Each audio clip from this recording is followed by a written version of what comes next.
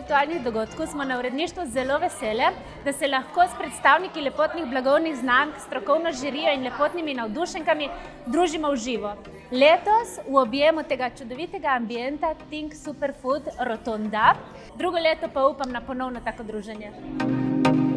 Zdaj še uradno pozdravljeni in dobrodošli na zaključni prireditvi Cosmopolitan Beauty Award 2022.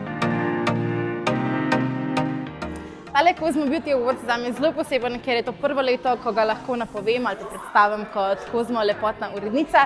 In zelo vesela sem, da smo se zbrali v tako luštnem številu, v tako luštnem ambientu in v tako luštni družbi, kjer smo izvedeli 17 novih lepotnih zmagovalcev. Nominacija za Cosmopolitan Beauty Awards je seveda za Neli kot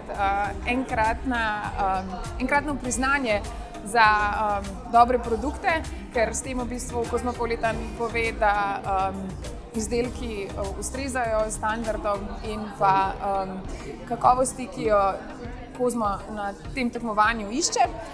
Sama zmaga pa je ena ogromna čast, eno veliko veselje, seveda je znamka in jaz vesela tudi baza, ki se ob tem ustvari in tudi enkratna priložnost za tole super druženje, ki ga je Cosmo pripravil danes za nas.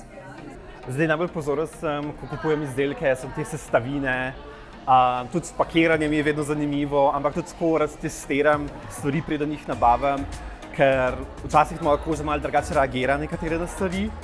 Tako da več ali manj so res, mislim, da te ključne sestavine, pa tudi vonjave, ker vem, da mi naprimer, kar je naprimer ful preveč parfumirano, ful ni všeč, kar pa ni parfumirano, mi pa tudi ni všeč, tako da nekaj njih vmes je ta prava stvar.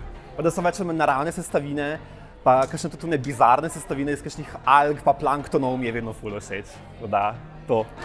Vedno pogledam, da je izdelek lepe teksture, vedno pogledam tudi ceno. Kakšna je barva, tekstura na koži, če se lepo upije, kakšna je barva, bo to samo za eno sezono popularno ali bo tudi mogoče za vsak dan, pa pač za več let. Definitivno zbiram produkte, ki jih res lahko uporabljam vsak dan in da so cenovno ugodni.